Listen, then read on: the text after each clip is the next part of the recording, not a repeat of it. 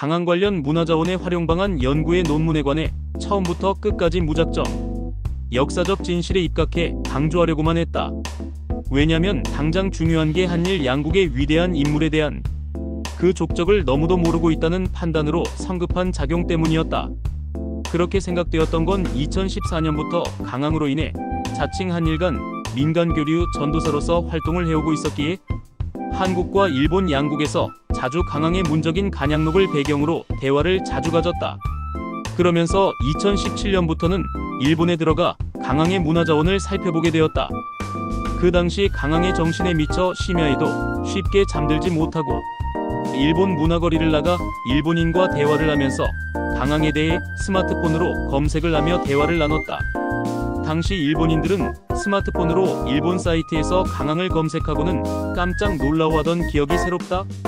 강항과 함께 검색되는 인물이 그들이 신으로 우상화된 후지와라 세이카가 있었기 때문이다. 강항의 직제자이자 수제자가 후지와라 세이카라는 점에 그들은 경악을 하게 된 것이다. 이처럼 대한민국 국민 대다수가 모르고 은혜를 받아 근대 일본을 디자인하게 된 420여 년 전의 강항을 일본인조차 99% 이상이 모른다는 게 너무도 안타깝고 냉엄한 역사 속에서 은혜를 저버리고 마는 비현실적인 역사관에 대해 개인적으로 더 이해가 안 되었다. 솔직히 더 말하자면 포로 강항에게 글을 배웠다는 게 일본인으로서는 너무도 큰 수치로 여겨 임진왜란 당시 이미 고인이 된 퇴계 이황을 등장시키고 양명학을 운운하며 야마자키 안사이에 의한 신유 사상으로 빠져나가려고만 하고 있는 것이다. 그러나 그럴수록 더 냉정하게 판단해야 한다는 각오가 가슴속 한켠에서 자리하고 있었다. 두 번째로는 논문을 준비하는 사람들에게 역사 관련한 논문을 인문학적 관점에서 논문을 처음 작성하려고 할 때 겪는 어려움에 여러 가지 문제점을 지적해 말할 수 있겠다. 특히 강항 관련 질적 연구에서 시도한 내러티브 연구는 420여 년 전에 강항이라는 인물이 메마르게 살아온 족적을 연구하면서 조선시대의 연대기적으로 연결된 사건과 행동에 관해 진솔하게 풀어가야만 했다. 강항 관련 연구자로서 그 부분에 대한 설명이 더 필요하리라고 굳게 믿게 되었다. 돌이켜보건대 2018년부터 준비한 논문이 2025년에 와서야 결론을 도출할 수 있었으니 첫 논문의 통과까지의 작성 과정이 결코 만만치 않았음을 말할 수 있겠다. 평소에 글을 제법 쓰는 편에 속한다고 생각했다. 1990년대 모방송국 드라마 작가생으로 활동한 이력이 있기 때문에 글에 대한 자신감은 항상 넘쳐났다. 그러나 막상 소논문 2개 이상을 등재된 학술지에 발표를 해야 한다는 관문 앞에서는 신념이 와그르 무너졌다고 해도 과언이 아니다. 연구에 대비해 3명의 각각 분야가 다른 박사에게 술과 밥을 사주고 소논문 작성과 학술대회 발제문을 작성을 위해 초안부터 함께하면서 작성 과정에 적극 참여했다. 이름하여 공동저자로 나서기 위해서였다.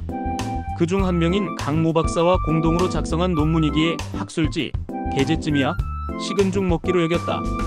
그러나 매회 학술지 심시위에서 보기 좋게 탈락당하고 게재비와 함께 보기 좋게 번번이 떨어지고 말았다. 5차례 이상 학술지와 모집 일정을 바꿔가면서 게재를 시도해봐도 전혀 먹혀들지 않을 정도로 진입의 장벽이 높았다. 학술지마다 일정에 따른 시간이며 심사비며 게재비며 학술지마다 요구하는 조건이 다 달랐다. 보기 좋게 거푸 탈락당하다가 내린 결론이 직접 연구자 스스로 논문을 주도해 연구하고 그 가치를 인정받겠다는 정신이 제일 중요했다. 앞서 밝힌 바와 같이 학술지마다 요구하는 수준의 논리가 정연해야 했고 부호 표기까지 완벽해야 했다.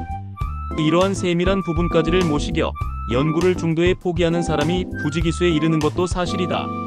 어쩌면 논문은 소논문부터가 그 시작이 되고 출발점이 되는 건 확실하다. 논문에서 연구자가 내린 연구 논문을 들고 다니며 직접 지도를 받고 바쁘다고 할 때는 이메일로 송부하면서 논문 지도를 받았다. 그러나 무작정 기대하며 어설피 맡겼다가는 크게 낭패를 맛보게 된다. 왜냐면 명색이 박사라며 전문가랍시고 다시 보게 되는 논문의 본론 부분을 지도 차원에서 수정해버리면 성립될 것도 안되고 뒤죽박죽이 되어 논문의 뼈대까지도 흔들리고 만다는 것이다. 또 분야가 다른 전문가의 마찰도 필연적이다. 음악이나 법률, 행정 전문가가 문화적 측면의 전문가가 된다는 것은 어불성설이다. 이와 별도로 논문을 연구하면서 가장 힘들었던 게 전문가에게 스터디하면서 막상 초심을 앞두고 손을 놓고 나 몰라라는 지도해주는 전문가의 모렴치를 바라보게 되는 경우였다. 물론 그 전문가도 자기 연구 분야가 아니라서 난색을 표명하고 두 손 두 발을 다 들 수가 있다. 그러나 연구를 시작한 연구가는 결코 여기서 멈출 수 없는 것이다. 이도 저도 안 되어 멈추게 되면 자존심도 잃고 삶의 희망도 잃게 되는 그러한 과정이 연구자의 과정으로서 실망스럽고 한심한 냉소적인 모습이 적나라하게 보여지게 되는 것이다. 연구자는 죽을 힘을 다해 막노동꾼이 힘든 작업을 하듯 밤낮을 가리지 않고 스스로 문제를 해결해 나서야만 하는 경우가 되는 것이다. 결국은 모든 결정과 작업은 오롯이 연구자의 몫이 되기 때문에 튼실하게 그 연구의 방안을 잘 설계하고 끊임없이 연구에 매진하고 또 매진하라는 것이다. 연구에 앞서 논문의 주제 선정에서부터 어떤 주제를 다룰지를 결정하는 것이 정말 난해하다.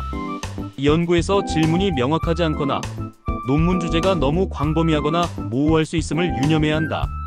논문의 주제를 정하고도 서울로 올라가 논문 컨설팅 회사와 논문 고수들을 수차례 만나 대화를 가져봤다. 하지만 그들은 한결같이 금전을 바라고 그것도 학문은 노동이 아니라는 입장에서 선납부 형식을 요구했다. 또 꽤 이름이 알려진 논문을 연구를 주로 하는 곳에서는 그 메커니즘만 전수하는 듯 했다. 예를 들자면 선행 연구를 인터넷 자료나 국회 도서관, 학술정보 사이트 등에서 모두 검색해 논문을 빨리 파악하고 그 선행 연구에 따른 연구의 필요성을 제시하는데 까지 2번의 발걸음과 3차례 이상의 전화 통화가 필요로 했다. 이렇듯 연구의 전반부만 설명하려 해도 촘촘한 부연 설명이 절실하게 필요하다. 여기에 발품을 팔고 내 시간을 팔아 원거리를 오고 가면서 절망적으로 느낀 게 수천만 원이 든다 해도 누군가가 등대와 같이 끊임없이 밝혀주며 연구를 이끌어줬으면 좋겠다는 손발짓과 몸짓이 처절하게 매달리며 바라고픈 욕심뿐이었다. 사방팔방으로 듣고 연구에 필요한 모든 걸 가져와야만 논문의 완성이 가능하다. 대학원 2년을 수료한다 한들 논문을 연구해보지 않고는 진정한 연구자가 될 수 없다. 물론 박사학위를 받았다고 다 박사가 아닐 거라는 일부에서 박사를 비난하는 말들도 사회 곳곳에 난무하다. 그러나 어렵게 연구해보지 않고 논문을 제대로 써보지도 않고 박사학위를 받았다고 영박사라 자랑한다면 당장의 논문 내용을 들이밀면서 토크 어바웃을 끊임없이 해봐야 알게다.